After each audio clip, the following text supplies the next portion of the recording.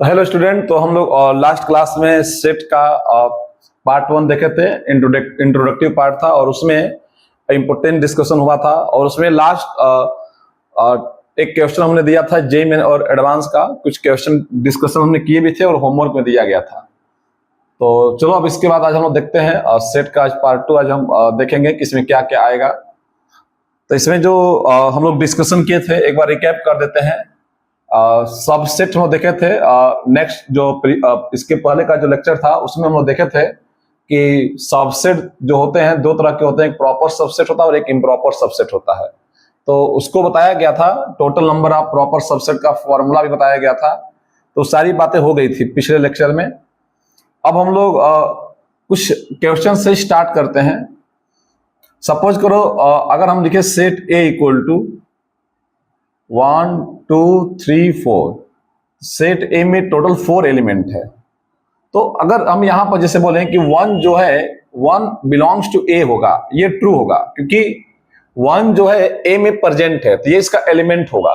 तो ये जो सिंबल लगता है बिलोंग्स टू का, ये रिप्रेजेंट एलिमेंट को करता है। मतलब इधर इस साइड एलिमेंट रहता है, इस साइड सेट होता है। कोई ये बोलेगा कि 2 is the subset of A, तो ये ट्रू नहीं, ये फॉल्स है क्योंकि 2 जो है ए का एलिमेंट है। 2 जो है ए का एलिमेंट है तो एलिमेंट के लिए सिंबल लगता है बिलोंग्स टू का, बिलोंग्स टू का। तो ये सबसेट नहीं हो पाएगा, फॉल्स है। तो ये ध्यान देना कि जब सबसेट का सिंबल लगेगा तो इधर भी सेट होना चाहिए और इधर भी सेट होना चाहिए। और बिलोंग्स टू का सिंबल होता है एलिमेंट को रिप्रेजेंट करता है, जैसे 3 बिलोंग्स टू ए। तो जब किसी एलिमेंट को दिखाना होता है तो बिलोंग्स टू का सिंबल लेकर चलते हैं। अब जैसे सपोज करो, अब एक हम क्वेश्चन बना रहे हैं। इसमें लिखा गया a equal to 1 2 3 4 and 5। Suppose करो ये a इक्वल टू दिया गया है। अब इसमें हम लोग क्या कर रहे हैं कि कुछ हम क्वेश्चन यहां बना रहे हैं, ट्रू फॉल्स करना है। इसमें यहां दिए हैं कि 1 बिलोंग्स टू a, ये ट्रू है कि फॉल्स है। तो देखो ये ट्रू होगा क्योंकि 1, इसमें कुल कितने एलिमेंट है 1 2, और देखो ये बाहर वाला करली ब्रैकेट है और ये अंदर करली ब्रैकेट है। तो अंदर है तो ये एलिमेंट की तरह ही काउंट होगा। तुम 3 4 को एक एलिमेंट, एक सेट ए नाम दे दो कि ए है, तो ये एलिमेंट की तरह काउंट होगा। तो 1 बिलोंग्स टू ए, ये ट्रू है। सेकेंड देखते हैं, हम ये बोलते हैं कि 1 इज द सबसेट ऑफ ए, ये ट्रू है कि फॉल्स है। तो ये भी ट्रू होगा क्योंकि देखो 1 जो है इसका सबसेट है क्योंकि 1 इसी में प्रेजेंट है। तो यहां पर करली ब्रैकेट में जब 1 पर करली ब्रैकेट लग जाएगा ना, तो अब ये एलिमेंट नहीं होगा, अब ये सेट की तरह काम करेगा। और जब यहां पर करली ब्रैकेट नहीं था तो ये एलिमेंट की तरह काम कर रहा था। तो एलिमेंट के लिए सिंबल यूज करते हैं बिलोंग्स टू का, और जब ये सेट बन जाएगा तो इसके लिए सबसेट। तो 1 इसका सबसेट है। अच्छा, इसको देखते हैं थर्ड। सपोज करो अगर हम बोलते हैं कि 3 और 4 है, बिलोंग्स टू ए, क्या ये ट्रू है कि फॉल्स है? जस्टिफाई करो। तो ये ट्रू होगा। क्यों ट्रू होगा? क्योंकि 3 4 है तो प्रेजेंट बाहर वाला करली ब्रैकेट है और एक अंदर का करली ब्रैकेट है। तो अगर अंदर है तो ये एलिमेंट की तरह ही काम करेगा। तो 3 और 4 भी एक एलिमेंट ही है, तो यहां बिलोंग्स टू का सिंबल होगा।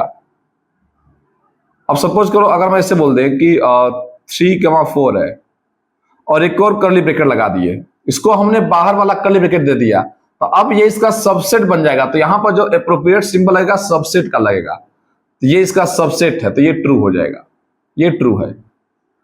तो यही सब देखना होता है, ऐसे भी क्वेश्चन बन जाते हैं। जब केवल 3 4 रहेगा करली ब्रैकेट के साथ तो ये इसका एलिमेंट होगा, लेकिन जब बाहर वाला भी इसको एक करली ब्रैकेट मिल जाएगा तो अब ये इसका सबसेट बन जाएगा, तो सबसेट का सिंबल यहां लगेगा। चलो इसको जस्टिफाई करो। 2 का बाद 3 बिलोंग्स टू ए, ये ट्रू है या फॉल्स है? देखो 2 जो है इस करली ब्रैकेट के बाहर का एलिमेंट है और 3 जो है अंदर है, तो इन दोनों का कोई मैच ही नहीं है। यहां बिलोंग्स टू लिखे या सबसेट लिखे, कुछ भी लिखेगा, क्योंकि ये इसके बाहर का एलिमेंट है, ये इसके अंदर का एलिमेंट है। तो उस केस में हमेशा आंसर फॉल्स ही आएगा, उस केस में हमेशा आंसर फॉल्स ही आएगा। यहां पर कोई भी सिंबल यूज करे, सबसेट या बिलोंग्स टू, क्योंकि ये बिल्कुल अलग है, ये अलग है। ये करली ब्रैकेट के अंदर का एलिमेंट है, ये बाहर का है। तो बस, तो हम लोग ऐसे आइडेंटिफाई कर लेंगे। अच्छा ये देखो 5 बिलोंग्स टू ए, ये ट्रू है या फॉल्स है? ये फॉल्स होगा क्योंकि 5 जो होता है एम्प्टी सेट, हम नोट में लिखवाए थे, empty set is the subset of every set. Element नहीं लिखवाया गया था। हाँ, ये अगर ये दिया होता तो ये ट्रू हो जाता, क्योंकि empty set is the subset of every set. ये सिंबल ट्रू है। तो बस, तो ये ऐसे भी क्वेश्चन आते रहते हैं। ऐसे क्वेश्चन तुम्हारे साइड बुक में भी और एनसीईआरटी में भी दिए गए होंगे, तो इन क्वेश्चन को तुम देख लेना अच्छे से। तो हम लोग सबसेट के बारे में देख लिए थे। अच्छा, एक बात तो बताते हैं, होल नंबर, देखो इस चीज को नोट में भी लिख लेना। सबसेट में एक बात कि होल नंबर से, नेचुरल नंबर से बड़ा जो होता है होल नंबर होता है। तो natural number is the subset of whole number. Whole number से बड़ा कौन होता है? इंटीजर होता है, जेड होता है। इससे भी बड़ा कौन होता है? क्यू। रेशनल नंबर बड़ा होता है। तो नेचुरल नंबर होल नंबर का सबसेट होगा, ये इंटीजर का सबसेट होगा, ये रेशनल नंबर का सबसेट होगा। इससे भी बड़ा कौन है? Real number. रेशनल नंबर से भी सबसे बड़ा कौन है? कॉम्प्लेक्स नंबर को वैसे तुम लोग जेड से रिप्रेजेंट करते हैं, चलो इंटीजर को आई से रिप्रेजेंट कर दो, और कॉम्प्लेक्स नंबर को हम लोग जेड से रिप्रेजेंट करते हैं। तो सबसे बड़ा कॉम्प्लेक्स नंबर होता है, ये सबका सुपर सेट है। अभी ये पढ़ोगे चैप्टर 4 में कॉम्प्लेक्स नंबर क्या होता है। तो ये भी एक ऑर्डर को याद रख सकते हो, ध्यान दे सकते हो सबसेट में। तो ये बातें हम लोग देख लिए। इसके अगर क्वेश्चन बनेंगे तो हम लोग अच्छे से जस्टिफाई कर पाएंगे। तो अब हम कुछ और क्वेश्चन करवाते हैं, एक दो और क्वेश्चन हम लोग प्रैक्टिस करते हैं और देखते हैं। कल के क्लास में हमने कार्डिनल नंबर के बारे में बता दिया था पिछले क्लास में। तो जो जो बातें बताई जा रही हैं उसको ध्यान से एकदम समझना है। देखो एक क्वेश्चन दिया गया है, बोला गया है s equal to x belongs to real number such that x real number belong कर रहा है, √3 प्लस √2 के power x plus √3 minus √2 whole raise to power x equal to 10। बोला गया था फाइंड करना है नंबर ऑफ एलिमेंट, मतलब फाइंड करना था ns। ns मतलब कार्डिनल नंबर, कि इस s में कुल कितने एलिमेंट है। बहुत अच्छा क्वेश्चन था। एक क्वेश्चन तुमको हम और जेईई का करा रहे हैं, इस शायद 2024 का क्वेश्चन है आसपास, तुम लोग देख लेना इसको। तो ये जेईई का ही क्वेश्चन है। तो एक क्वेश्चन और हम लोग जेईई का करते हैं और कॉन्फिडेंस आएगा अच्छे से। देखो यहां पर इस क्वेश्चन को जब ट्राई करोगे तो इस क्वेश्चन को करने का लॉजिक क्या होगा कि इसको हम इस क्वेश्चन में देखो पहला स्टैंड लेना क्या होता है। कोई भी क्वेश्चन जब आता है तो सबसे पहले हम देखते हैं कि उसमें हमारा अप्रोच क्या होगा, पहला स्टैंड कैसे लोगे। तो देखो हम इसमें इसको टी लेट कर लेते हैं। इतना कॉम्प्लेक्स फंक्शन लिखा गया है तो इसको छोटा करने के लिए हम लेट कर लेते हैं कि √3 प्लस √2 के पावर x को हम टी लेट कर लेते हैं, इसको टी लेट कर लेते हैं। अच्छा, अगर ये t होगा तो इसकी वैल्यू कितनी हो जाएगी? देखो √3 माइनस √2 के पावर जो x होगा वो दोनों एक दूसरे के कंजुगेट है। इसको तुम ये भी लिख सकते हो 1/√3 प्लस √2 के पावर x, क्योंकि इन दोनों में एक रिलेशन है। एक ऐसा क्वेश्चन बना है, ये जो है इसका रेसिप्रोकल है, इसका रेसिप्रोकल है, तो ये 1/t हो जाएगा। कैसे होगा रेसिप्रोकल, कैसे प्रूफ करोगे? ये जो नंबर है अगर इसको तुम टी लोगे ना तो ये अपने आप 1/t हो जाएगा। दोनों एक दूसरे के उल्टे होते हैं। क्यों ऐसे उल्टे होते? देखो ये क्लास 9 का बेसिक कंसेप्ट है, रेशनलाइजेशन पढ़े होगे तुम लोग। अगर हम बोले कि √3 माइनस √2 1/, में है, इसको रेशनलाइजेशन करो, तो रेशनलाइजेशन करेंगे तो क्या हो जाएगा? 1/√3 माइनस √2 है, तो ऊपर नीचे साइन बदल देंगे, √3 प्लस √2, यहां भी हो जाएगा √3 प्लस √2। हम तुमको ये प्रूफ कर रहे हैं कि ये चीज आया कैसे, ये कैसे इसका उल्टा होता है। तो देखो ऊपर क्या हो जाएगा? √3 प्लस √2 हो जाएगा, और नीचे क्या हो जाएगा? a minus B, a plus B, a square minus b square, तो रूट हट जाएगा, तो 3 माइनस 2 1 आ जाएगा। तो सिंपल सा ये प्रूफ हो गया कि √3 प्लस √2 में 1 लिखना कोई जरूरी नहीं है, तो 1 में √3 माइनस √2 इक्वल टू दिस। मतलब ये दोनों एक दूसरे के रेसिप्रोकल होंगे। अगर हमने इसको t माना तो ये 1/t हो जाएगा। देख लो दोनों एक दूसरे के रेसिप्रोकल है, उल्टा है। तो यहां से बातें समझ में आ गई कि क्वेश्चन जो दिया था दोनों में एक रिलेशन था। हमने इसको t बना तो ये 1/t हो जाएगा। चलो अब क्वेश्चन तुम्हारा ये बन गया t प्लस 1 में t इक्वल टू 10। अब हम चिंदी सा इक्वेशन बनेगा, यहां से एलसीएम ले लोगे तो t square minus 10t plus 1 equal to 0। Direct हमने ये लिख दिया। कैसे लिख दिया? एलसीएम लेकर के इसको क्रॉस मल्टीप्लाई कर देना, अब फिर ये इधर आ जाएगा तो ये बनेगा। फैक्टराइजेशन नहीं हो पाएगा तो हम लोग के पास पता है कौन सा मेथड? द्रोणाचार्य मेथड, सीधाचार्य मेथड। उसको द्रोणाचार्य नहीं बोलना है, सीधाचार्य मेथड। तो क्या होता है इसका फॉर्मूला? माइनस बी, तो माइनस माइनस प्लस हो जाएगा, प्लस माइनस रूट में बी स्क्वायर, तो 10 का स्क्वायर 100 माइनस 4ac 1 इंटू 1, ये तो बेसिक तो लोग पता ही होगा। और 2 इंटू ए कितना है 1, टी स्क्वायर का क्वेश्चन यहाँ 1 है। जब इसको फर्दर सिंप्लीफाई करते हैं तो 10 प्लस माइनस 100 माइनस 4 96 अपन में 2, 96 में से 96 में से कुछ बाहर आ जाएगा, 16 6 जा 96, तो यहां से हम बाहर लेकर आएंगे तो 10 प्लस माइनस 16 का 4 हो जाएगा, तो 4√6 अपन में 2। यहां तक बात एकदम चमक रहा होगा। तो यहां से जो वैल्यू आएगी देखो आगे, इसके बाद हम पढ़ाते हैं t इक्वल टू, इसमें से 2 कॉमन ले लो, तो 2 कट जाएगा कॉमन लेकर के, तो t इक्वल टू आ जाएगा 5 प्लस माइनस 2√6, ये आएगा। 2 कॉमन लेकर के काट लिए ऊपर नीचे, तो यहां से t की 2 वैल्यू आएगी, एक 5 प्लस 2√6 आएगी और एक t की वैल्यू आएगी 5 माइनस 2√6, 2 वैल्यू मार्केट में मिलेंगी। अच्छा, t की वैल्यू वापस पुट कर देते हैं। t क्या लिए थे, √3 प्लस √2 पर x। मन की आंखों से अगर देखोगे, मन की आंखों से देखेंगे तो t की जो वैल्यू यहां लेट की तो उसको पुट कर दिए, ये भी होल स्क्वायर है किसका, √3 प्लस √2 का होल स्क्वायर है, ये होल स्क्वायर है। देख लो, a प्लस बी का होल स्क्वायर का ब्रेक करोगे तो a square plus B square, 3 plus 2 5 और 2ab आ जाएगा। देखो बेस से में कंपेयर कर दो, पावर x इक्वल टू 2 आ गया, तो यहां से एक x की वैल्यू 2 आ गई। बोला गया था कि x ले रहा है रियल नंबर, तो रियल नंबर तो 2 होता ही है। अच्छा, यहां से भी एक आएगी t की वैल्यू क्या थी, √3 प्लस √2x, यहां से भी कंपेयर करोगे तो यहां पर ये √3 माइनस √2 का होल स्क्वायर बनेगा। लेकिन फिर से वही बात आ गई ना कि यहां पर कंपेयर तुम कर नहीं पाओगे। देखो ये a माइनस बी का होल स्क्वायर ऊपर जाकर देख लो, यही आ जाएगा वापस, इसको ब्रेक करके देखना, वापस यही आ जाएगा। लेकिन कंपेयर यहां कर नहीं पाओगे क्योंकि दोनों का बेस अलग अलग है। लेकिन इसमें इन दोनों में एक रिश्ता होता है, इन दोनों में एक रिश्ता, कैसा रिश्ता होता है, अगर ये माइनस है तो इसको अगर प्लस में लिखोगे तो ये नीचे आ जाएगा, उल्टा हो जाएगा, 1/, इसको 1/, में करके लिख दो तो होल स्क्वायर नीचे आ जाएगा। माइनस को अगर प्लस में लिखना चाहते हो तो रेसिप्रोकल कर दो। अब ये पावर देखो, ध्यान से देखते हैं, √3 प्लस √2 के पावर x, और ये पावर जब ऊपर आएगा तो निगेटिव हो जाएगा, √3 प्लस √2, ये पावर 2 हो जाएगा -2। अब बेस सेम है तो x की वैल्यू -2 आ गई, तो there are 2 value of x, 2 and -2।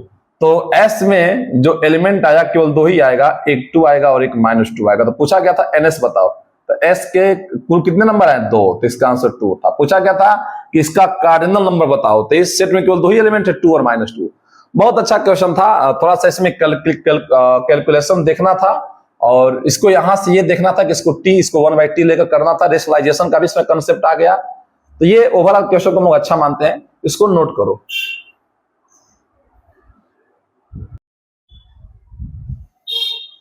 चलो अगला अब स्टार्ट करते हैं, जो टॉपिक है पावर सेट। देखते हैं कि पावर सेट क्या होता है। Power set is the collection of all subset, collection of all subset. जितना भी हम लोग सबसेट बनाते हैं किसी सेट का, अब उसका भी कलेक्शन कर लो। तो हमने सबसेट बनाने का तरीका सिखाया था। सपोज करो सेट ए में एलिमेंट दिया गया है ABC। अब समझ में आएगा कि पावर सेट होता क्या है। अभी हम लोग उसको समझते हैं, एकदम इज्जत से समझ में आ जाएगा। देखो हम क्या करते हैं, इसका पहले सबसेट बनाते हैं। तो सबसेट कैसे बनाओगे, पहले सिंगल सिंगल लेते हैं। जब सबसेट हम बोले हैं ना, तो जितना होगा सब बनाना, ABC, AB, एक बार 2 को ले लेते हैं साथ में, फिर BC, फिर ABC, AC ले लो, फिर AC ले लो। हम 2 का पेयर लेकर चल रहे हैं। फिर एक बार ABC ले लेंगे और फिर एक बताया था empty set is the subset of every set. तो टोटल इसके जो सबसेट बनेंगे 8 बनेंगे। अगर प्रॉपर सबसेट बोला होता तो इसको हटा देते, 7 बन जाता। तो कलेक्शन ऑफ ऑल सबसेट बोला गया है। अब देखो इसका तुमने सबसेट बना दिया। अब पावर सेट क्या होगा, तो इक्वल टू लिख दो यहां पर। अब इसका भी कलेक्शन कर लो। कलेक्शन का मतलब इसके लिए एक बड़े से करली ब्रैकेट में इसको डाल दो ऐसे, तो अब ये एक एलिमेंट बन जाएगा। अब ये टोटल, हाँ यहां पर नाम ए नहीं देंगे, अब इसका नाम दे देंगे P of A, power set of A, power set. ऐसे बनता है पावर सेट। देखो पहले हमने क्या किया, सिंगल सिंगल सबका सबसेट बनाया, फिर डबल डबल, फिर ट्रिपल, फिर एम्प्टी सेट। तो सबसेट बनाने का तरीका हमको आता है। अब क्या करेंगे कि इसको करली ब्रैकेट में ऐसे पुट कर देंगे, तो अब ये जो हो जाएगा सबसेट, अब इसमें टोटल एलिमेंट 8 हो जाएगा। अगर पूछेगा कि सेट ए में कितना एलिमेंट है, तो बोलोगे सेट ए में 3 एलिमेंट है, इसका कार्डिनल नंबर 3 है। लेकिन क्या इसके पावर सेट में 3 एलिमेंट है? नहीं। अब काउंट करोगे तो 8 आएगा। तो जो इसका पावर सेट में एलिमेंट है इसको ऐसे लिखेंगे एन ऑफ पी ऑफ ए, इसके पावर सेट में जो एलिमेंट आएगा 8 आएगा। देखो कैसे लिखेंगे, पावर सेट में कितने एलिमेंट है? 8 है, तो यहां एन लगा कर लिखते हैं, मतलब इसका कार्डिनल नंबर जो है पावर सेट का 8 है। तो ये होता है पावर सेट। तो बहुत बड़ी चीज नहीं है, बस सेट का सबसेट बना लो टोटल और उसका भी कलेक्शन कर लो, बहुत इजी चीज है। तो अब हम लोग सपोज करो, अब यहां से एक लॉजिक बन गया कि मान लो एक कोई सेट ए है और उसमें एम एलिमेंट है, उसमें एम एलिमेंट है, तो उसके पावर सेट में कितने एलिमेंट होंगे? उसके पावर सेट में कितने एलिमेंट होंगे? जितने इसके सबसेट बनेंगे, जितने इसके सबसेट बनेंगे, तो कितने इसके सबसेट बनेंगे? 2 के पावर m, तो उतने ही एलिमेंट होंगे 2 के पावर m। फॉर्मूला भी ऐसे बना सकते हो, देखो कैसे, सेट में कितने एलिमेंट थे? यहां पर 3 एलिमेंट थे, तो इसके सबसेट कितने बनेंगे? 2 के पावर 3 8, तो जितने सबसेट बनेंगे उतने ही एलिमेंट होंगे, 8 एलिमेंट है। तो अगर सेट में m एलिमेंट है तो इसके पावर सेट में कितने होंगे? 2 के पावर m, जितने इसके सबसेट बनेंगे। तो ऐसे कर सकते हैं हम लोग। अच्छा, एक चीज और समझते हैं, जैसे मान लो तुमको हम एक क्वेश्चन देते हैं, a इक्वल टू 5 है, फाइंड करना है p of a, power set of a। तो क्या पता है अभी कि जब किसी का पावर सेट लेते हो तो उसका कलेक्शन करना होता है, तो इसका कलेक्शन करते हैं। तो जब इसका कलेक्शन करेंगे, तो कलेक्शन करोगे तो देखो ध्यान समझना, a इक्वल टू 5 है, फाइंड करना है p ऑफ a। तो कलेक्शन करने के लिए पहले इसका सबसेट बनाओ, तो एम्प्टी सेट का सबसेट बनाओगे तो इसका तो एक ही सेट बनेगा, बस खुद वही हो जाएगा। इसका तुम कहां बना ही पाओगे? एम्प्टी सेट का सबसेट खुद एम्प्टी सेट ही होगा। अब जब खुद यही होगा तो बाद में इसका क्या करेंगे? कलेक्शन कर लेंगे। पहले क्या बनाते हैं? इसका सबसेट, अब फिर कलेक्शन कर लिए कर्ली ब्रैकेट यूज करते हैं, अब तब जाकर यहां पर लिखते हैं P of A, power set of A. तो पहले क्या किए हैं? पहले जो था उसी का हम एक सबसेट बनाए हैं, तो एम्प्टी सेट का सबसेट खुद एम्प्टी सेट आएगा, और फिर उसका कलेक्शन करने के लिए कर्ली ब्रैकेट, तो पावर सेट ऑफ ए ये आएगा। तो ये इसका आंसर है। तो क्या इसमें एक एलिमेंट है? अच्छा, कर्ली ब्रैकेट के अंदर जब एम्प्टी सेट आ जाता है ना, तो अब वो सिंगलटन सेट की तरह काम करता है, तो हम बोलेंगे कि ये सिंगलटन सेट बन गया। और इसके कोई पूछे कि पावर सेट ए में कितने एलिमेंट है, तो पावर सेट ए में एक एलिमेंट बोलेंगे कि एक एलिमेंट है इसमें, क्योंकि ये एलिमेंट की तरह काउंट होगा। अच्छा, कुछ लोग इसको ऐसे लिख सकते हैं आंसर को, कर्ली ब्रैकेट बाहर वाला, और इसको भी लिख देते हैं कर्ली ब्रैकेट, क्योंकि एम्प्टी सेट को भी दिखाते हो कर्ली ब्रैकेट से, तो ये भी इसका आंसर है। ऐसे भी लिख सकते हो, लेकिन ये ज्यादा अच्छा नहीं लगता है, ज्यादा अच्छा ये लगता है देखने में, क्योंकि बार बार कर्ली ब्रैकेट बनने लगता है तो बच्चे कंफ्यूज हो जाते हैं। तो ऐसे हम लोग बनाते हैं। मान लो हमने पूछा है कि पावर सेट ऑफ ए, पहला क्वेश्चन, इसी में हम दूसरा क्वेश्चन पूछ दिए होते, चलो एक बार और पावर सेट निकालो, power set of A. Suppose करो एक बार हमने और पूछ दिया कि फिर से दोबारा पावर सेट निकालो, तो देखो पहले क्या करेंगे, पहले हम लोग पावर सेट ए निकाल लिए हैं। कितना निकाले थे power set of A? Empty ये निकाले थे, यही था पावर सेट ऑफ ए। अब बोला इसका भी पावर सेट निकालो, तो इसका पावर सेट निकालने के लिए पहले हम लोग इसका क्या करते हैं? सबसेट बनाते हैं। इसके कुल कितने सबसेट बनते हैं? तो पहले जो दिया इसी को लिख लो, पहले जो दिया इसी को लिख लो। और एक और हम और पढ़े हैं कि empty set is the subset of every set, तो एक एम्प्टी सेट आ जाएगा, ये हो जाएगा। तो देखो कैसे बनाएंगे, इसका भी पावर सेट लेना था, तो फिर इसका भी हमें सबसेट बनाना पड़ेगा। तो पहले जो दिया है वो खुद हो जाएगा, इसके बाद empty set is the subset of every set. जब ये कर लेते हो, अब इसके 2 ही सबसेट बनेंगे, तो इसके बाद लास्ट में एक बड़ा सा कर्ली ब्रैकेट लगाते हो, क्योंकि कलेक्शन करना पड़ता है ना, जिसे यहाँ पर कलेक्शन किए थे। अब तब जाकर के यहाँ पर 2 पावर आ जाएगा, पावर सेट ऑफ ए। तो बहुत चिंदी है, बहुत बड़ी चीज नहीं है। और देख सकते हो कि इसके पावर सेट ऑफ ए में कितने एलिमेंट है? 2 एलिमेंट है। तो इसमें कोई पूछे कितने एलिमेंट है तो बताओगे 2 एलिमेंट है। हम बोले एक बार फिर से पावर सेट ऑफ ए ले लो, तो फिर से तुम कर सकते हो। मतलब ये प्रोसेस को हम आगे इसी तरह बढ़ा सकते हैं, जितनी बार पूछेगा। फिर से इसका भी हमें बनाना पड़ेगा सबसेट टोटल। तो कौन कौन बनेंगे? एक ये बनेगा, एक फिर दोनों साथ में बनेंगे, एक ये बनेगा, एक ये सिंगल बनेगा, फिर दोनों साथ में बनेंगे, एक एम्प्टी सेट बनेगा। तो टोटल 4 बनेंगे। तो इसका तुम खुद बनाना, तीसरी बार पावर सेट बनाकर देख सकते हो। तो देखो ये जो चीजें है बहुत आसान। अगर हम लोग इसको ध्यान से समझेंगे तो इसको हम लोग आसानी से निकाल सकते हैं। तो पावर सेट का मतलब यही होता है, पावर सेट जब भी आए तो कलेक्शन ऑफ ऑल सबसेट बनाओ, उसका कलेक्शन कर दो, कर्ली ब्रैकेट में लगा दो, और अब जब कर्ली ब्रैकेट में वो आ जाएगा तो वो एक एलिमेंट की तरह काम करने लगता है, वो एक एलिमेंट की तरह काम करने लगता है। इसको हम कर सकते हैं। अच्छा मान लो एक बार हम इसका और पावर स्ट्रक्चर बनाते हैं तुम लोगों को सामने। देखो मान लो किसी को डाउट होगा तो जब एक बार और इसका पावर सेट बनाएंगे तो पहले जो दिया उसका कलेक्शन करते हैं। इसमें कौन कौन दिया है, तो एक ये दिया है, इसके बाहर भी लगा है, तो एक ये हो जाएगा।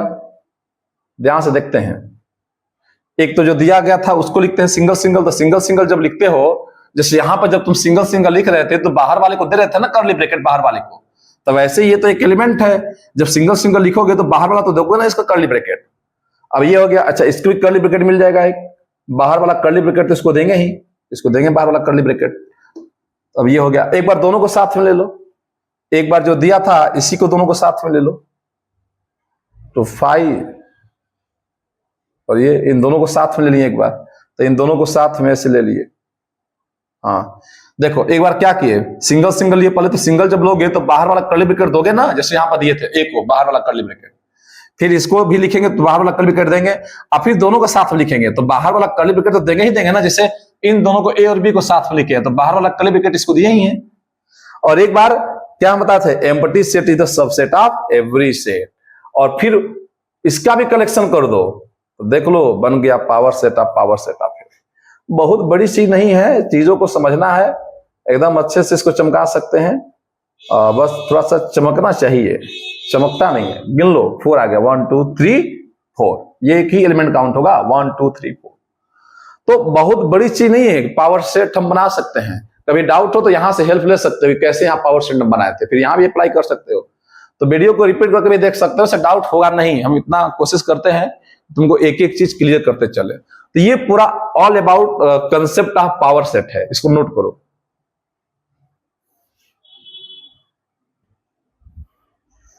चलो अब हम लोग देखते हैं सम ऑपरेशन ऑन सेट्स।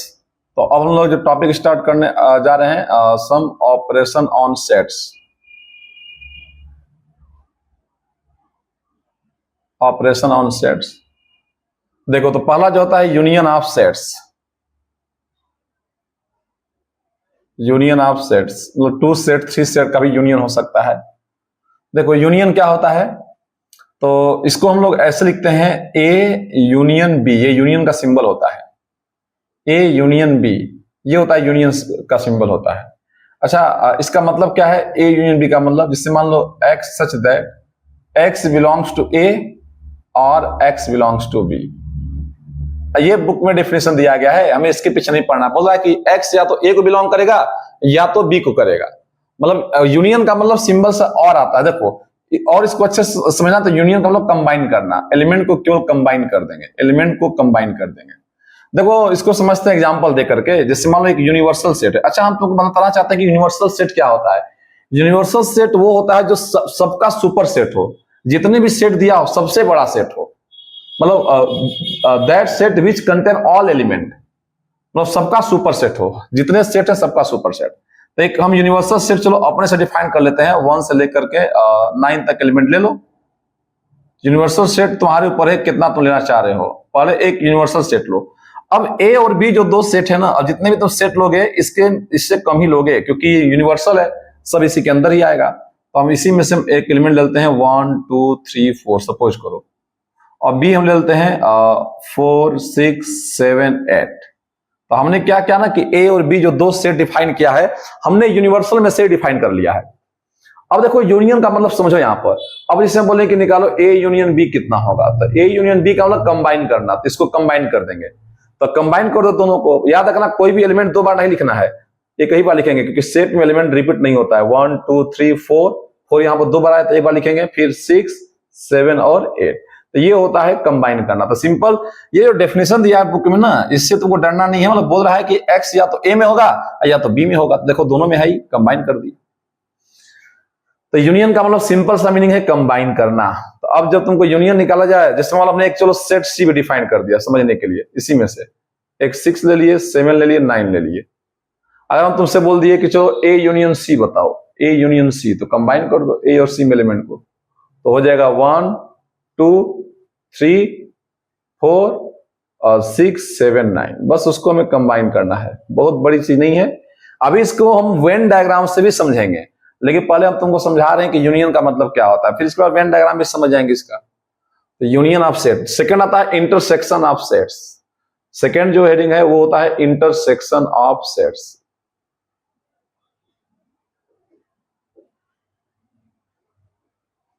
देखो अब बस तुमको मीनिंग समझा रहे हैं। इंटरसेक्शन का मतलब क्या होता है, कॉमन। बस तुमको कॉमन खोजना है, कॉमन एलिमेंट। हमें वो एलिमेंट लेना है जो दोनों में कॉमन हो, वो इंटरसेक्शन का मतलब होता है। जैसे मान लो यहाँ ए और बी था, उसी ए और बी को यहाँ लेकर चलते हैं, ये यू को उल्टा कर दो, इसी यूनियन को उल्टा कर दो, तो वो इंटरसेक्शन बन जाएगा। तो ए इंटरसेक्शन बी क्या आएगा, दोनों में कॉमन देखो, ए और बी में कॉमन क्या दिख रहा है, तो केवल 4 दिख रहा है तुमको, तो यही आ जाएगा, ये इंटरसेक्शन बी है, 4 आ जाएगा, सिंगलटन सेट बनेगा। अच्छा इसी तरह से और कॉमन देखो, जैसे मान लो हम तुमको बोल दिए कि बी इंटरसेक्शन सी निकालो, क्या इसमें कुछ कॉमन दिख रहा है बी इंटरसेक्शन सी में, तो 6 और 7 कॉमन दिख रहा है, तो इसका आंसर आ जाएगा 6 और 7। सपोज करो हम तुमसे बोल दिए कि ए इंटरसेक्शन सी निकालो, ए इंटरसेक्शन सी, ए और सी में कोई कॉमन नहीं है, तो बोल देंगे एम्प्टी सेट है, एम्प्टी सेट है। तो इस तरह से इंटरसेक्शन को लोग इजीली समझ सकते हैं। थर्ड जो आता है वो होता है difference of two set, difference of set, difference of set, set का डिफरेंस, ये क्या है, ये बहुत इजी है, इसको भी समझ लेते हैं। देखो तो चीजें बहुत आसान है, एकदम आराम से चलती जाएंगी, रास्ता एकदम स्मूथ है, कहीं भी रुकावट नहीं आएगा, एकदम चलते जाएंगे। देखो ए माइनस बी, डिफरेंस का मतलब क्या होता है, ए माइनस बी का मतलब स्टेटमेंट में क्या है, ए बट नॉट बी। अगर इसको तुम स्टेटमेंट में लिखोगे तो ऐसे लिखोगे, A but not B, A but not B. तो ए में से बी को माइनस कर दो, देखो कैसे हम बता रहे हैं, ध्यान समझना। ए में से बी को माइनस करोगे तो 4 से 4 कट जाएगा, जो कॉमन होगा, जो कॉमन होगा देखो ऐसे समझना, जो कॉमन होगा उसको काट देना, और जो बचेगा उसको कॉपी कर देना। अब ए में क्या बचा, 1 2 3, तो 1 2 3 आ जाएगा, क्योंकि तुम माइनस किससे कर रहे हो, ए से माइनस कर रहे हो। तो देखना है कि ए में कितना बचा, तो ए माइनस बी कर रहे हैं, तो ए में से बी को माइनस करेंगे तो कॉमन कट जाएगा, मतलब 4 4 हट जाएगा, कॉमन हटा दो बस, तो जो बचेगा ए में वो देखो क्या बचेगा, तो वही आंसर आ जाएगा। सपोज को अगर हमें बी माइनस ए निकालना था, बी माइनस ए, तो अब तुमको बी में से ए को माइनस करना है, तो बी में से ए को माइनस करोगे तो कॉमन को हटा तो 4 4 कट गया, तो बी में क्या बचेगा, अब बी में देखोगे जो यहां पहले आएगा ना उसमें देखेंगे क्या बचेगा, तो बी में क्या बचेगा 6 7 8, this is the B minus A, 6 7 8 है, बहुत इजी, एकदम देख सकते हो। सपोज करो अगर हम तुमसे बोले ए माइनस सी निकालो, ए माइनस सी मतलब ए बट नॉट सी, तो ए में से सी को माइनस करो, तो ये ए है ये सी है, तो ए में से सी को माइनस करोगे, ये सॉरी ये ए है, ए में से सी को माइनस करेंगे, तो इसमें तो कुछ कॉमन मिला ही नहीं तुमको, तो जब कॉमन नहीं मिला तो जो बचा ए वाला वही आंसर आ जाएगा। ए में क्या बचा 1 2 3 4 बचा, क्योंकि कॉमन रहेगा तब ना कटेगा, कुछ मिला ही नहीं कॉमन, तो वही आंसर हो जाएगा, जो ए में बचा पूरा का पूरा एलिमेंट वही आंसर आ जाएगा। हम सपोज हम तुमसे पूछे बी माइनस सी का आंसर बताइए, बी माइनस सी का आंसर क्या आएगा, तो बी में से सी को माइनस कर दो, कॉमन क्या दिख रहा है 6 और 7 कट गया, तो बी में क्या बचा 4 और 8, तो दिस इज आंसर। ये होता है डिफरेंस ऑफ सेट। तो देखो जो बुकिश डेफिनेशन क्या दिया है ना, ज्यादा उससे पढ़ोगे चक्कर में तो नहीं समझ में आएगा, एग्जांपल से सारी बातें क्लियर तुमको हो जाएंगी। और मैं तुमको बोलता हूं कि जितने भी डेरिवेशन होंगे सेट में, जितने भी बड़े बड़े क्वेश्चन आएंगे, मैं सबको तुमको एक यूनिवर्सल सेट का एग्जांपल ले लेकर सारा क्वेश्चन को प्रूफ करा दूंगा। ये बहुत बेस्ट मेथड है। हम लोग बड़े से बड़े डिफिकल्ट क्वेश्चन को भी यूनिवर्सल सेट की हेल्प से अच्छे अच्छे क्वेश्चन को प्रूफ कर लेते हैं। और वेन डायग्राम तभी आएगा, वो तो और इजीएस्ट मेथड है। तो ये अभी नोट करो, फिर इसके बाद हम आगे मूव करते हैं।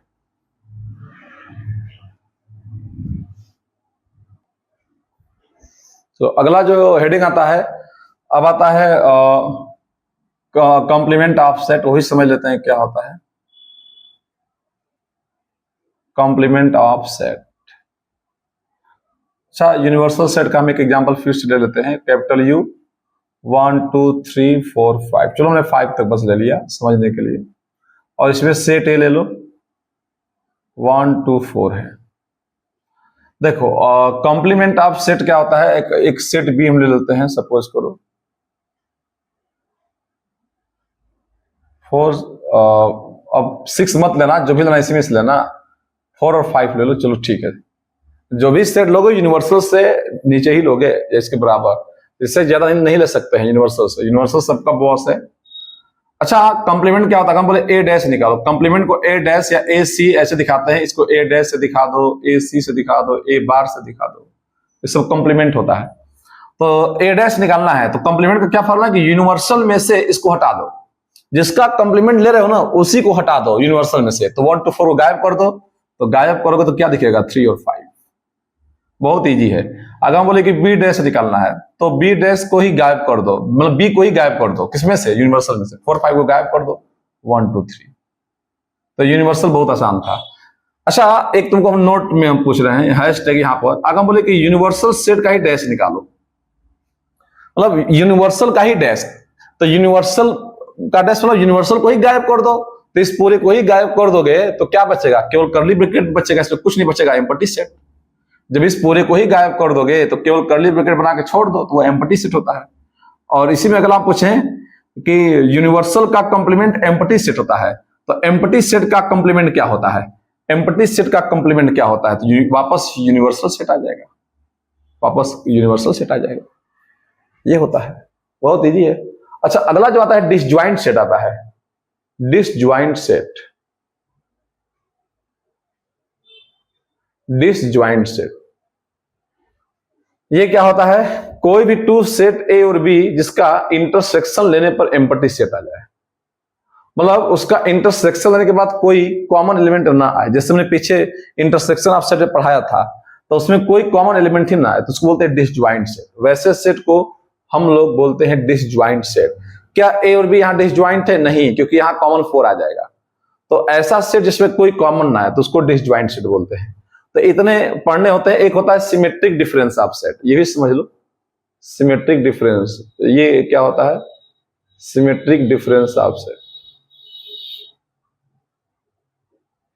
Symmetric difference of two set. देखो इसको समझ लेते हैं। इसका फॉर्मूला, इसका सिंबल ये होता है ए सिमेट्रिक डिफरेंस बी, ए डेल्टा बी, डेल्टा इसको बोलते हैं। तो ये इसका ये होता है फॉर्मूला कि A minus B union B minus A, मतलब ए माइनस बी निकालो, बी माइनस ए निकालो, और उसका फिर वापस यूनियन ले लोगे तो वो बन जाएगा सिमेट्रिक डिफरेंस। जैसे सपोज करो यहां पर ए माइनस बी कितना आएगा? अगर तुमसे क्वेश्चन पूछा जाए तो ए माइनस बी कितना आएगा? तो जो कॉमन है ए और बी, ए से तुम बी को माइनस कर रहे हो तो 4 4 कट गया, तो ए में क्या बचा? 1 2, 1 2 लिख देंगे। अब बी माइनस ए निकालते हैं, बी माइनस ए कितना आएगा? तो बी में से ए को माइनस कर लेते हैं, तो बी में से ए को, तो 4 से 4 कट गया, तो बी में क्या बचा? 5। बी में 5 बचा। अब अगर हम बोले कि इसका निकालो ए डेल्टा बी, ए सिमेट्रिक डिफरेंस बी, इसको ऐसे बोलेंगे ए सिमेट्रिक डिफरेंस बी, तो क्या होगा? इन दोनों का यूनियन ले लो, इन दोनों का यूनियन ले लो, ए माइनस बी यूनियन। तो यूनियन लोगे तो कंबाइन कर दो, तो कंबाइन करने पर क्या आएगा? 1 2 और 5। बोल रहा है ना कि इसका यूनियन ले लो, मतलब कंबाइन कर दो, तो 1 2 5 ये आंसर आ जाएगा। तो बहुत बड़ी चीज नहीं है, ये एकदम इजीली हम लोग कर सकते हैं, बहुत आसानी से कर सकते हैं। नोट करो। इसके बाद बताते हैं वेन डायग्राम क्या होता है।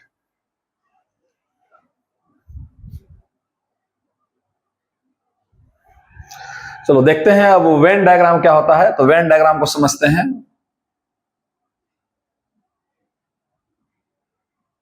वेन डायग्राम, वेन डायग्राम क्या होता है? ये एक पिक्टोरियल वे होता है सेट को रिप्रेजेंट करने का। रेक्टेंगुलर फॉर्म में हम लोग रिप्रेजेंट करते हैं। जैसे देखो यूनियन ऑफ सेट को हमें देखना था, अभी यूनियन को समझते हैं। यूनियन ऑफ सेट, अगर इसका वेन डायग्राम देखना है हमें, मान लो टू सेट का हमें बनाना है वेन डायग्राम ए और बी का, तो यहाँ पर रेक्टेंगल में इसको दिखाते हैं। यहाँ पर कोने में, कोपचे में कैपिटल यू, यूनिवर्सल सेट, ये रिप्रेजेंट कर रहा है कि पूरा इलाका जो है, ये पूरा इलाका जो है वो यूनिवर्सल सेट को रिप्रेजेंट कर रहा है। ये जो रीजन पूरा है वो यूनिवर्सल सेट है। इसमें कोई टू सेट्स हमने ए ले लिया और एक बी ले लिया, सपोज करो, और इसमें हमें ये बताना है कि ए यूनियन बी का हमें वेन डायग्राम बनाना है। तो देखो ये रिप्रेजेंट कर रहा है सर्कल ए, ये सर्कल बी को। ए यूनियन बी का मतलब क्या है? कंबाइन कर दो, मतलब जितने भी रीजन है सबको एक एक बार सेट करना है, क्योंकि सेट में एलिमेंट रिपीट नहीं होता। तो ये भी एक बार सेट होगा, ये भी एक बार सेट होगा, और ये भी एक बार सेट होगा। तो ये जो रिप्रेजेंटेशन है ये ए यूनियन बी का वेन डायग्राम है। तो वेन डायग्राम का मतलब कि हम यहाँ पर रेक्टेंगल में जितने भी सेट हैं हर एक सेट को सर्कल से रिप्रेजेंट करेंगे, और ए यूनियन बी का मतलब कंबाइन करना, तो सबको हम तीनों को एक एक बार ले लेंगे। तो ये ए यूनियन बी का वेन डायग्राम बन गया, यूनियन ऑफ सेट का। दूसरा अगर हम बनाए इंटरसेक्शन ऑफ सेट का बना Venn diagram, intersection of set. तो इसका जब हम लोग वेन डायग्राम बनाएंगे इंटरसेक्शन ऑफ सेट का, तो इसमें क्या करेंगे, फिर से वही बातें, वही शरारतें, वही बातें, वही आदतें। देखो यहां पर सेट ए है, यहां पर सेट बी है, यहां पर ये यूनिवर्सल सेट है। तो इंटरसेक्शन का मतलब क्या होता है, कॉमन। ये इसका मतलब क्या था, कंबाइन करना। एकदम ये तो समझ लो माइंड में एकदम बैठ जाएगा। इंटरसेक्शन का मतलब क्या होता है, कॉमन एलिमेंट।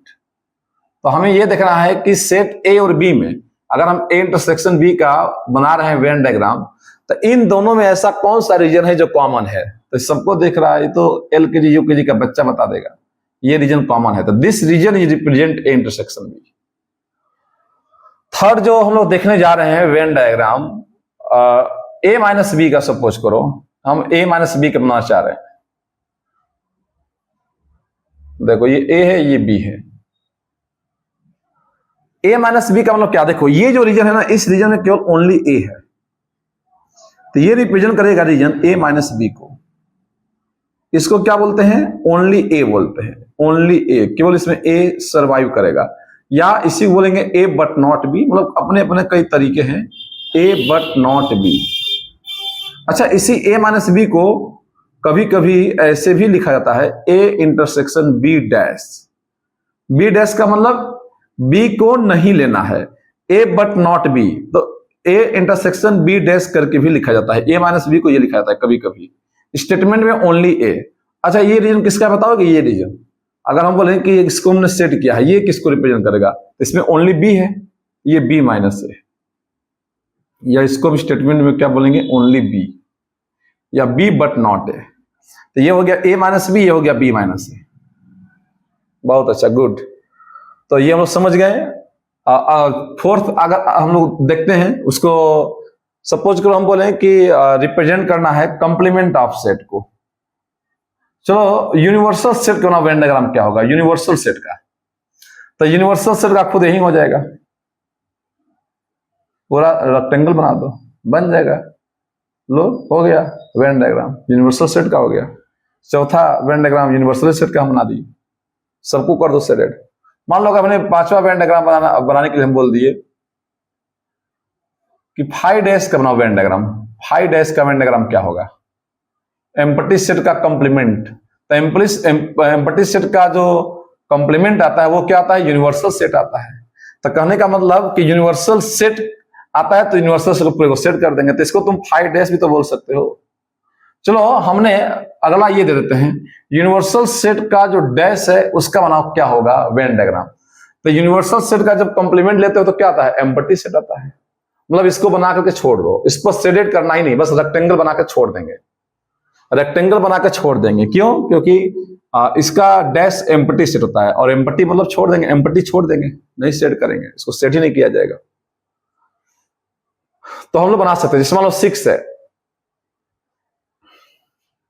हम बोल रहे हैं कि हमें वेन डायग्राम बनाना है ए डैश का बनाना है, ए डैश का। तो ए डैश का हम लोग क्या, देखो पहले एक काम करते हैं, इसमें तो बी कहीं दिया नहीं है, बी तो कहीं दिया नहीं है, तो पहले एक सर्कल बनाते हैं, इसको बोलते हैं ए को रिप्रेजेंट कर रहा है। अगर बोला होता कि केवल ए का बनाओ तो ए को सेट कर देते, ए को सेट कर देते। यहाँ पर कोने में यू दिया रहता है, जहां जहां नहीं लिखे वहां समझना, मतलब यू है जैसे यूनिवर्सल सेट। देखो अगर ए का बोला होता तो ए को सेट कर देते, लेकिन यहाँ ए का नहीं बोला है, ए डैश का बोला है, मतलब ए को छोड़ के बाहर आ जाओ, तो बाहर वाला हिस्सा, बाहर वाला जो रीजन है सेटेड हो जाएगा। तो जिस पर डैश बोलता है ना, हम उसको नहीं सेट करते, उसको छोड़कर जो बचता है उसको सेट करते हैं। है बहुत इजी। जैसे मान लो, चलो एक सेवन बनाते हैं, ए यूनियन बी का होल डैश का वेन डायग्राम बनाओ। तो देखो पहले सबसे पहले क्या समझते हैं, ए यूनियन बी, तो ये रिप्रेजेंट कर रहा है किसको, ये ए है ये बी है, तो समझते हो ना कि ये अंदर वाला ए यूनियन बी होता है, यहाँ यू ले लो। तो ये ए यूनियन बी का वेन डायग्राम नहीं बोला, इसका डैश का। तो देखो ये ए यूनियन बी था, तो इसको छोड़ दो, इसको इन तीनों को 1 2 3 इन तीनों को छोड़ करके बाहर सेट कर दो, ये बन जाएगा ए यूनियन बी का होल डैश का वेन डायग्राम। तो वेन डायग्राम बनाना बहुत ही चिंदी वाला काम है, और इससे क्वेश्चन बहुत इजीली बनते हैं। सपोज करो अगर हम बोल देते हैं 8वां, ए इंटरसेक्शन बी का होल डैश का वेन डायग्राम बनाओ, तो बहुत आसान था, क्या करते, बस इसको छोड़ करके ये पूरा शेडेड कर देते, यहां से यहां तक सब शेडेड कर, बस इसको छोड़ देते। तो जिसका भी डैश बोले उसको छोड़ दो और जो बचेगा सबको शेड कर दो, तो बहुत इजीली हम लोग वेन डायग्राम बना सकते हैं। इसी तरह सेम मैनर में अगर हम बोले a माइनस बी का होल डैश का वेन डायग्राम बनाओ, तो क्या करना था, बस ये होता है a माइनस बी, इस वाले को छोड़ करके सबको सेट कर दो। जैसे हम यहां बना ही देते हैं a माइनस बी का होल डैश, मान लो यहां पर क्या है, ये a है ये b है, तो ये होता है a माइनस बी, तो इसको छोड़ दो, इसको छोड़ करके सब सेट कर लो, सब सेट कर दो इसको छोड़ करके दिस, बस इतना छोड़ देना क्योंकि ये a माइनस बी का होल डैश था। बहुत इजी है, इसको नोट करो फिर आगे देखते हैं।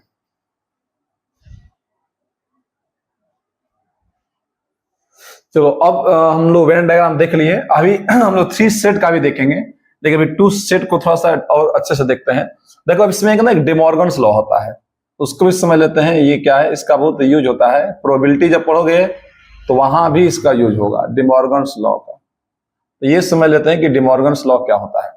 देखो इसमें क्या होता है ना कि इसमें 2 फॉर्मूले होते हैं, जैसे एक होता है ए यूनियन बी का होल डैश, होल कंप्लीमेंट, तो ये होता है ए डैश इंटरसेक्शन बी डैश। देखो यूनियन इंटरसेक्शन में चेंज हो जाता है और ये डैश दोनों को अलग अलग मिल जाता है। सेकेंड देखो, अगर ए इंटरसेक्शन बी का होल डैश है, तो जैसे यूनियन इंटरसेक्शन में चेंज हुआ तो इंटरसेक्शन यूनियन में चेंज हो जाता है और डैश दोनों को अलग अलग मिल जाता है। इस पर ना क्वेश्चन बहुत आते हैं, इस पर क्वेश्चन बहुत ही आते हैं। इसको हम लोग प्रूफ कर लेते हैं कि इसका डेरिवेशन कैसे होगा। देखो मान लो अगर इसको ड्राइव करना है तो एक मेथड ये है, सबसे आसान मेथड, कि कोई एक यूनिवर्सल सेट ले लो, यूनिवर्सल सेट, जैसे हम 1 ले लिए, 2 ले लिए, इसमें कोई एलिमेंट ले लो अपने मन से, जितना चाहो उतना ले सकते हो, 6 और 7 तक हम ले लिए। और सेट ए में कोई इसी में से नंबर ले लो, जैसे 1 ले लिए, 2 ले लिए, 3 ले लिए, और बी में से यहां से कोई ले लो, जैसे 3 ले लो, 4 ले लो, 6 ले लो, 7 ले लो। तो हम लोग को जब कोई भी इसमें डिमॉर्गन्स लॉ हो या कोई भी क्वेश्चन हो, अगर प्रूफ करने के लिए आए ना, तो यूनिवर्सल सेट से बहुत इजीली प्रूफ कर सकते हैं। इसको वेन डायग्राम से भी प्रूफ करके बताएंगे, लेकिन अभी इससे समझो। देखो एलएचएस में क्या है, ए यूनियन बी का होल डैश है, तो पहले हम एलएचएस निकाल रहे हैं कि एलएचएस में कहानी क्या चल रही है। पहले ए यूनियन बी निकालो कितना रहा है, तो ए यूनियन बी निकालो तो दोनों कंबाइन कर दो, तो कंबाइन करोगे तो 1 2 3 4 6 और 7। अब बोल रहा है कि इसका डैश, इसका हमें डैश चाहिए, तो ए यूनियन बी का हमें डैश की डिमांड है, तो जिसका डैश की बात करता है हम क्या बताए थे, उसी को हटा दो, इसी को हटा दो, किसमें से, यूनिवर्सल में से। तो 1 2 3 4 6 7, तो 5 बचेगा, केवल 5 ही तो बचेगा और सब हट जाएगा। तो चलो ये एलएचएस आ गया, अब आते हैं आरएचएस की बारी है कि आरएचएस में क्या आता है। तो आरएचएस को अगर ध्यान से देखोगे तो इसमें ए डैश इंटरसेक्शन बी डैश, तो सबसे पहले ए डैश तो निकाल लो कि ए डैश कितना रहा है। ए डैश कैसे निकालेंगे, ए को हटा देंगे इसमें से, 4 5 6 7, जिसका डैश होता है उसी को हटा दिया करो, ये ए डैश में एलिमेंट है। और फिर बी डैश में क्या एलिमेंट दिया है उसमें भी देख लेते हैं, तो बी डैश निकालोगे तो बी को हटा दो, 3 4 6 7 को हटा दो, तो 1 2 5 आएगा, 1 2 5 बचेगा बस। अब क्या है, इसका इंटरसेक्शन लेना है। इंटरसेक्शन का मतलब क्या करना है, कॉमन एलिमेंट, तो ए डैश इंटरसेक्शन बी डैश, बताओ कॉमन क्या मिलेगा, दोनों 5 ही मिलेगा कॉमन।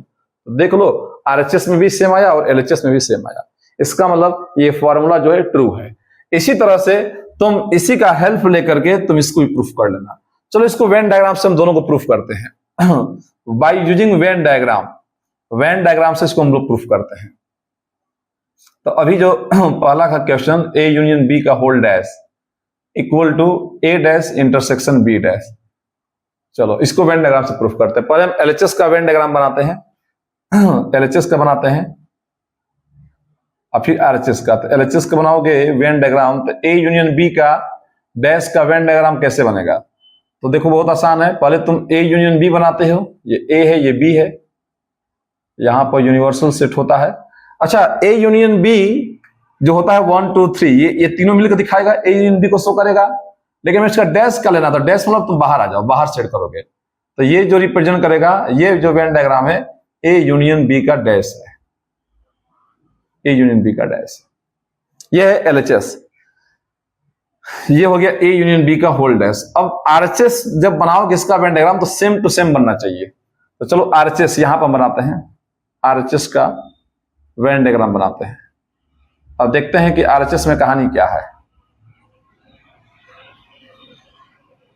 आरएचएस में दिया गया है ए डैश इंटरसेक्शन, देखो पहले ए है, ये बी है। पहले तुम वेन डायग्राम बनाओ किसका, ए डैश का। ए डैश का मतलब क्या, तुम ए वाले सर्कल को छोड़ दो, ए वाले सर्कल को छोड़ दो, तो जो बचेगा उधर शेडेड कर दो। जैसे ये हो गया, इधर बाहर भी आ जाओगे, बस ए वाले को छोड़ना है, ए को टच नहीं करना है, बस। ये हो गया ए डैश का। फिर किसका बना है, बी डैश का। तो बी डैश का मतलब बी को छोड़ देंगे, इस बी को छोड़ देंगे, तो बी को छोड़ देंगे तो इधर भी हो जाएगा और ये भी हो जाएगा, बाहर भी आ जाएगा, बाहर हो जाएगा। देखो हमने बी को छोड़ दिया एक बार, तो बी को छोड़ देंगे तो बाहर कर देंगे, और यहां भी कर देंगे, तो यहां एक बार शेड, यहां एक बार शेड हो रहा है। जब हम ए डैश का किए थे तो ए को छोड़ दिए थे, अब बी डैश का तो बी को छोड़ दिए थे, लेकिन फिर इनका इंटरसेक्शन लेना है बीच में। इंटरसेक्शन का मतलब क्या होता है, अब कॉमन लो। तो कॉमन का मतलब तुम ये बताओ किसमें कॉमन एलिमेंट कहां रहा है, अंदर आ रहा है, ये तो एक ही बार सेट हुआ एक बार, लेकिन बाहर कितनी बार हुआ, 2 बार। इसका मतलब फाइनल जब इसका बनेगा वेन डायग्राम, तो इसका जब कॉमन लोगे ए डैश इंटरसेक्शन बी डैश का, जब कॉमन लिया जाएगा तो इसका कॉमन किधर आएगा, बाहर आएगा, बाहर की तरफ आएगा। तो ये ए है, ये बी है, लेकिन जब इसका Venn diagram A dash intersection B dash का बना, तो इंटरसेक्शन लेने के बाद बाहर वाला जो एलिमेंट है वो 2 बार सेट हुआ, तो हमें उसको लिखना है, इंटरसेक्शन वाले को लिखना होता है। तो इंटरसेक्शन वाला हो गया, देख लो।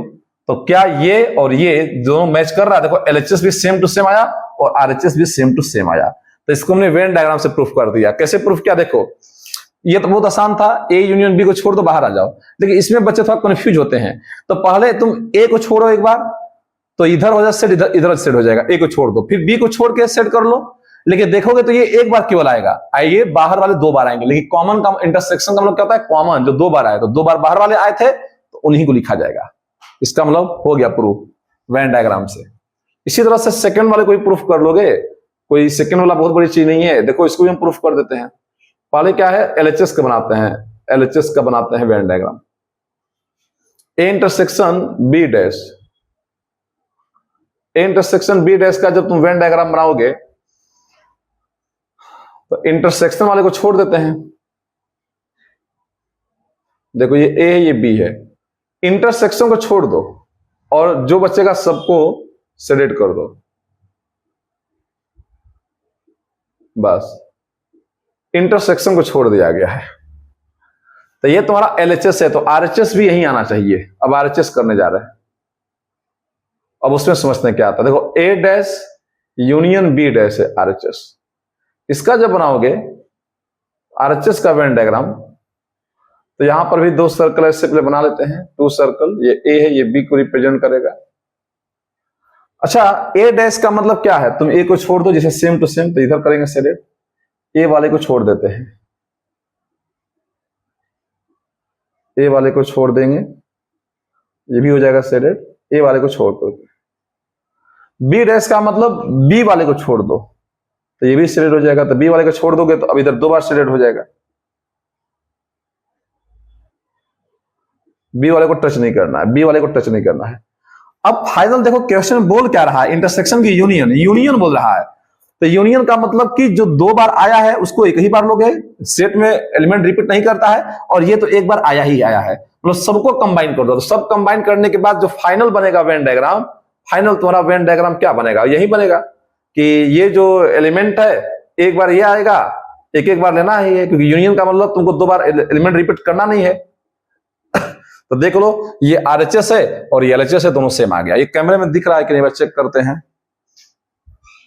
हाँ दिख रहा होगा, यहां पर चेक कर लो। तो ये एलएचएस और आरएचएस दोनों सेम आ गया। तो this is the day Morgan's law, इसको हमने प्रूफ कर दिया है और इसका हम लोग शानदार तरीके से यूज करेंगे क्वेश्चन में। क्वेश्चन में इसको हम लोग अच्छे से यूज करेंगे, तो इसको नोट करो।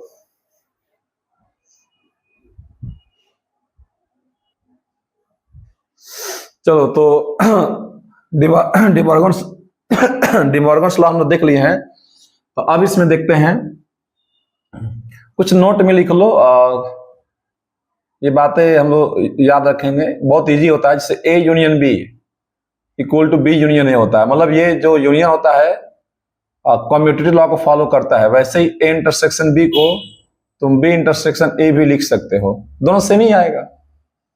अच्छा, एसोसिएटिव लॉ ही फॉलो करता है, जैसे A union B union C है, या पहले तुम ए यूनियन बी लिखो और फिर यूनियन सी ले लो। तुम एग्जांपल ले लो कोई ए बी सी में 1 2 3 करके, ये यूनिवर्सल सेट ले लेना और उन्हीं में से ए बी सी तुम ले लेना एग्जांपल और बना लेना, सब प्रूफ हो जाएगा। अच्छा, ये एसोसिएटिव लॉ हो गया, ये कम्यूटेटिव लॉ हो गया। और जैसे मान लो ए यूनियन है और ये बी इंटरसेक्शन सी है, देखो इसको कैसे लिखेंगे, पहले ए यूनियन बी लिखेंगे, ए यूनियन बी, और फिर बीच में क्या है इंटरसेक्शन, फिर इंटरसेक्शन लिखेंगे और फिर ए यूनियन सी। ये होता है डिस्ट्रीब्यूटिव लॉ, ये डिस्ट्रीब्यूटिव लॉ को भी फॉलो करता है, इसको हम लोग बोलते हैं। देखो इसको कैसे समझ सकते हो, जैसे मान लो यहाँ पर 2 × 3 + 4 है, तो तुम क्या इसको लिखते हो, तुम ऐसे लिखते हो ना 2 × 3, तो वैसे लिखोगे ना ए यूनियन बी, और फिर जो यहाँ रहेगा जैसे यहाँ प्लस है तो यहाँ प्लस लिखेंगे, और फिर 2 × 4, तो फिर ए यूनियन बी जो यहाँ रहेगा सिंबल उसका लिखेंगे, फिर ए यूनियन सी कर देंगे, मतलब एक बार मल्टीप्लाई इससे करेंगे, एक बार इससे करेंगे, जैसे यहाँ पर समझो एक बार इससे एक बार इससे। तो ये डिस्ट्रीब्यूटिव लॉ को भी फॉलो करता है जो सेट होता है। अच्छा, कुछ हम क्वेश्चन दे रहे हैं प्रैक्टिस के लिए। If A is the subset of B, A B का सबसेट है, देन बताओ ए इंटरसेक्शन बी कितना होगा। ए बी का सबसेट, इसका मतलब ए छोटा है बी बड़ा है, बी बड़ा है। इससे एग्जांपल ले लो समझने के लिए ना, ए में एलिमेंट ले लो 1 और 2, कोई डाउट हो तो एग्जांपल ले लो। अब बी में एलिमेंट ले लो, बी बड़ा है तो 1 ले लो, 2 ले लो, 4 ले लो, 3 ले लो। ऐसा एग्जांपल लेना कि इसके सारे एलिमेंट इसमें हो, क्योंकि ए बी का सबसेट है। तो ए इंटरसेक्शन बी क्या आएगा, इन दोनों में अगर इंटरसेक्शन लोगे, ये इंटरसेक्शन पूछा है तो क्या आएगा 1 और 2 आएगा, 1 और 2 आएगा, 1 और 2 वापस आएगा, 1 2 क्या बोलेंगे ए, वापस ए आ गया। मतलब अगर ए बी का सबसेट है तो इंटरसेक्शन में वही आएगा छोटा एलिमेंट, क्योंकि इंटरसेक्शन में कॉमन देखा जाता है, कॉमन में वही आएगा जो दोनों में होगा, तो ए क्या होगा छोटा होगा ना, ए बी से छोटा है तो छोटा वाला ही डिसाइड करेगा। इंटरसेक्शन में छोटा वाला ही डिसाइड करेगा क्या होगा। जैसे मान लो इसमें हम क्वेश्चन दे दें कि A is the subset of B है, देन ए यूनियन बी कितना होगा। तो यूनियन का रिजल्ट बड़ा होता है, तो इसमें जो बड़ा वाला होगा वही डिसाइड करेगा। तो ए और बी में कौन बड़ा है, बी बड़ा है तो आंसर बी आ जाएगा। इंटरसेक्शन में डिसाइड करेगा छोटा वाला, तो ए लेस देन बी है, लेस देन मत बोलना, ये सबसेट है मतलब छोटा ही होता है। यहां भी एग्जांपल लेकर समझ लेना, बी ही आंसर आएगा, इस चीज समझ सकते हैं। अच्छा, एक क्वेश्चन पूछे, इसका जवाब दो, ए माइनस बी इंटरसेक्शन बी का आंसर क्या आएगा। अच्छा, जितने भी आंसर है ना तुम सब निकाल सकते हो, एक यूनिवर्सल सेट लो, एक ए और बी लो, सब आंसर निकल जाएगा। लेकिन थोड़ा सा वेन डायग्राम भी देख लेते हैं। Venn diagram, A minus B को तुम क्या किस रीजन को बोलते हो, ए माइनस बी। देखो ये होता है ए, ये ए है, ये बी है, तो ये हो गया ए माइनस बी। ए माइनस बी ये रिप्रेजेंट करेगा, और इसका इंटरसेक्शन लेना है बी के साथ, बी मतलब ये पूरा बी, इसके साथ इंटरसेक्शन। तो अब बताओ इसमें जो एलिमेंट आएगा और इसमें जो एलिमेंट आएगा, क्या कभी दोनों में कॉमन मिल पाएगा क्या, क्योंकि बी के साथ इंटरसेक्शन लेना है, तो इसमें अलग एलिमेंट होंगे, इसमें अलग होंगे, तो मिलेगा ही नहीं कॉमन, तो एम्प्टी सेट का आंसर आ जाएगा। बोला इंटरसेक्शन लेने के लिए, तो ये हो गया बी और ये हो गया ए, ये रिप्रेजेंट करेगा बी वाला। तो इसमें कहां दोनों में कोई भी लाइन दोनों में होगी, ये अलग लाइन होगी, इसकी लाइन अलग होगी, तो इसका आंसर फाई आ गया, एम्प्टी सेट आ गया। बहुत आसान है। अगर हम बोले कि ए यूनियन फाई का आंसर बताओ, ए का एम्प्टी सेट का यूनियन किसी भी सेट के साथ होगा तो वापस ए ही आएगा। अगर हम बोले कि ए इंटरसेक्शन फाई बताओ, तो एम्प्टी सेट आंसर आएगा। क्यों, क्योंकि एम्प्टी सेट में इंटरसेक्शन लोगे तो सेट ए में तो एम्प्टी सेट ऑलरेडी है ही है, empty set is the subset of every set, तो दोनों में एम्प्टी सेट ही आ जाएगा कॉमन। ये सब चीजें बहुत आसान है, सब जानना चाहिए, हो जाएगा, समझ में आ जाएगा। कुछ हम लोग प्रॉपर्टी यूज करते हैं और कुछ इंपोर्टेंट फॉर्मूले यूज करते हैं। देखो हैशटैग इंपोर्टेंट फॉर्मूला, जिसका हम लोग यूज करेंगे, हैशटैग इंपोर्टेंट फॉर्मूला। हम लोग इंपोर्टेंट फॉर्मूले को देखते हैं, इंपोर्टेंट फॉर्मूला क्या होता है। देखो जैसे पहला इसमें एक फॉर्मूला होता है N of A union B. इसका जो फॉर्मूला होता है वो होता है N A plus N B. Word problem में इसको हम लोग यूज करेंगे minus N A intersection B. और दूसरा जो होता है एन ए माइनस बी का formula, N A minus B, तो ये होता है N A minus N A intersection B. अच्छा, ये जो फॉर्मूले होते हैं ना आसमान से नहीं आते हैं, इस सबको हम प्रूफ कर सकते हैं वेन डायग्राम से। सेट जैसा कोई इजी चैप्टर नहीं है, अगर मन की आंखों से देखोगे तो। मन की आंखों से देखो, ये सेट ए है और ये सेट बी है, सेट ए और ये सेट बी। अभी हम प्रूफ कर देते हैं कि फॉर्मूला बना कैसे। बोला है कि n of A union B, तो n of A union B का जो फॉर्मूला यहां बन करके आया, ध्यान से देखना कैसे प्रूफ होगा। पहले हम एन ए ले लेते हैं। एन ए का मतलब समझो, हर एक का मतलब समझो। ये एन ए मतलब ये पूरा सर्कल, तो एन ए ले लिए, तो ये पूरा सर्कल आ गया, ये भी आ गया और ये भी आ गया। प्लस फिर करिए एन बी ले लिए, तो एन बी लोगे तो पूरा बी आ जाएगा, तो बी आ जाएगा, ये भी। लेकिन ये 2 बार आ गया। ये कितनी बार आ गया? ये इधर से भी करोगे सेट तो 1 बार आ गया, इधर से भी आ गया तो 2 बार आ गया। जबकि सेट में एलिमेंट रिपीट नहीं करता है, तो 1 बार इसको माइनस कर दो। तो 1 बार माइनस करोगे तो ये कौन सा इलाका होता है? इसको क्या बोलते हैं? इंटरसेक्शन। तो माइनस इंटरसेक्शन 1 बार कर दो। 1 बार माइनस करना, 2 बार मत करना, क्योंकि 1 बार करोगे तो 1 बार बचेगा। तो 1 2 3 तीनों सेट हो गया, यूनियन आ गया। यूनियन का मतलब तीनों 1-1 बार सेट होना चाहिए, तीनों 1-1 बार। तो ये 2 बार सेट हो गया था तो 1 बार माइनस कर दिए। तो दिस इज द फॉर्मूला। तो फॉर्मूले ऐसे प्रूफ होते हैं, बहुत बड़ी चीज नहीं है। अच्छा, इसको देखो, हमें N of A minus B को कैसे प्रूफ किए हैं? ए माइनस बी, जैसे देखो यहां भी ले लो, 2 सर्कल है, ये ए ये बी है। अच्छा, N of A minus B का मतलब क्या है? तुमको ओनली ए निकालना है। इसको स्टेटमेंट बोलेंगे ओनली ए। हमें बस ये चाहिए। अगर हमें इतना चाहिए तो हम करेंगे क्या इसमें चालाकी कि पूरा ए निकाल देंगे। पहले पूरा ए निकाल लेते हैं। इस पूरे ए में से माइनस कर देते हैं किसको? इंटरसेक्शन वाले को। पहले पूरा ए निकालते हैं, इसको अगर माइनस कर देंगे तो यही बचेगा, तो इंटरसेक्शन वाले को माइनस कर देना। देख लो, इंटरसेक्शन को पूरे ए में से इसको माइनस कर दो, ए माइनस बी आ जाएगा। मान लो इसी तरह से हम बोलते हैं कि हमें बना था फॉर्मूला बी माइनस ए का, बी माइनस ए का। तो बी माइनस से मतलब क्या? हमें ये चाहिए था, तो इस पूरे बी में से इस वाले को क्या कर दो? माइनस, इंटरसेक्शन को माइनस कर दो। तो जो फॉर्मूले होते हैं ना, ये सब मतलब लॉजिक से बनते हैं। इन सबको कोई अलग से याद नहीं करता है, रट्टा नहीं मारता है। लेकिन हाँ, इनका यूज होता है, बहुत क्वेश्चन में ये सब यूज होंगे। वर्ड प्रॉब्लम इनका यूज होगा, तभी देखेंगे। 3 सेट का भी होता है, A union B union C, तो उन सबको भी देखा जाएगा। बहुत सब इजी होता है, नोट करो इसको।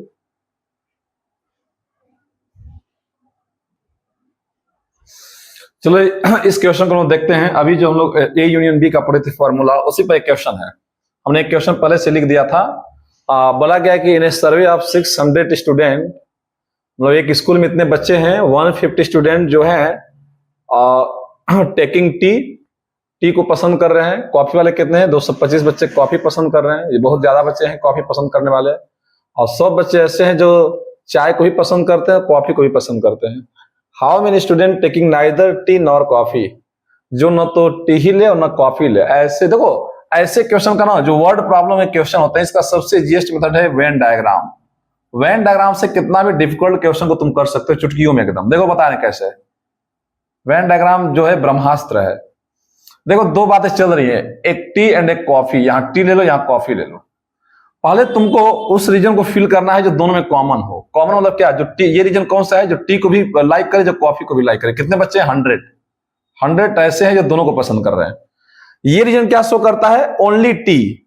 तो टी वाले कितने थे जो केवल टी को पसंद कर रहे थे? तो टी वाले जो थे, एंटी लिख लो, एंटी, एंटी मतलब टी। टी वाले कितने थे वहां पर?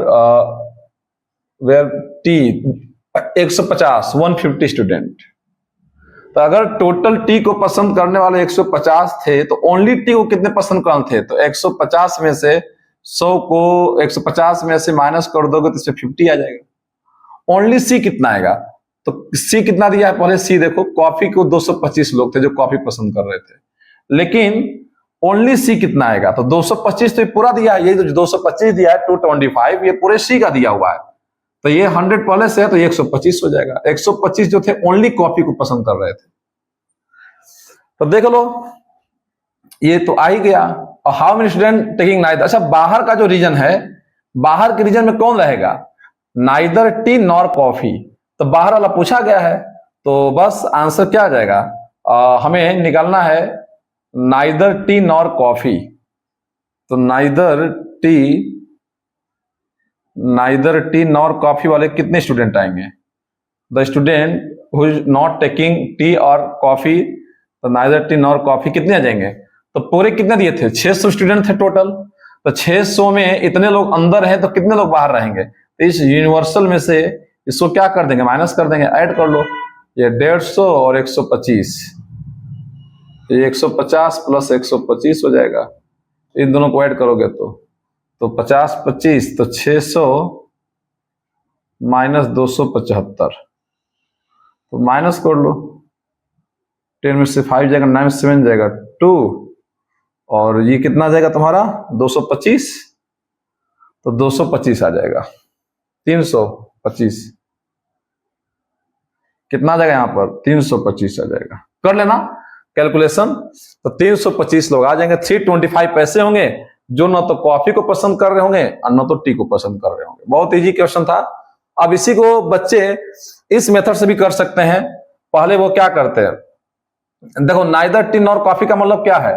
एन सी यूनियन टी पर डैश। ये जो पूछा गया है, इसको तुम क्या लिखोगे? सी यूनियन टी का मतलब क्या? देखो, सी यूनियन टी का मतलब क्या? आइदर टी और आइदर कॉफी और टी, आइदर कॉफी और टी, इसका मतलब ये हुआ। लेकिन इसी पर डैश लगा दोगे, सी यूनियन टी पर डैश, तो स्टेटमेंट क्या बन जाएगा? यहाँ पर नाइदर लगा देना, नाइदर कॉफी नॉर टी। तो स्टेटमेंट में जो पूछा गया इसका सिंबल ये होगा। तो इसको कैसे निकालोगे? यूनिवर्सल में से इसको क्या कर देना? माइनस कर देना। किसी का जब डैश निकालते हो तो यूनिवर्सल में से क्या कर देते हो? माइनस। कुल कितने थे? 600 थे, तो ये यूनिवर्सल सेट है। 600 माइनस, इसका लगा दो फॉर्मूला। अभी लिखवाए थे एनसी प्लस एनटी और माइनस एनसी इंटरसेक्शन टी। अभी ये पढ़ाया गया था सरकारी फॉर्मूला। तो 600 माइनस और एनसी, कॉफी वाले कितने दिए क्वेश्चन में? 225 टेकिंग कॉफी। एनटी, टी वाले कितने थे? 150 जो थे टी ले रहे थे, और माइनस, और सी इंटरसेक्शन टी 100। तो इसको भी तुम करके अगर देखोगे ना, तो आंसर इतना ही आएगा जो बताया गया था। तो ये फॉर्मूला अप्रोच हो गया, लेकिन इसको इस अप्रोच से कोई नहीं करता है, लंबा चौड़ा समय लगता है। सीधे वेन डायग्राम बनाओ, तरीका हम सिखा दिए हैं कि पहले इंटरसेक्शन वाले को लिखते हैं, फिर जो दिया रहेगा उसको माइनस कर देंगे, ये आ जाएगा। ये यूनियन हो गया। बाहर वाला क्या हो जाएगा? अंदर वाला आइदर हो जाएगा, बाहर वाला नाइदर हो जाएगा। तो जो पूछा गया था नाइदर पूछा गया था, तो पूरे में से यूनिवर्सल में से इसको माइनस कर देंगे। तो ये जो दिया गया था, ये यूनिवर्सल सेट दिया गया था। चेक कर लो। अभी हम और वर्ड प्रॉब्लम के जो क्वेश्चन है नेक्स्ट क्लास में करवाएंगे। तो बस आज के लिए इतना ही रहेगा। तो तुम लोग इसको देखो और बताओ कैसा लगा, फिर इसके बाद हम लोग मूव करते हैं अगले क्लास में।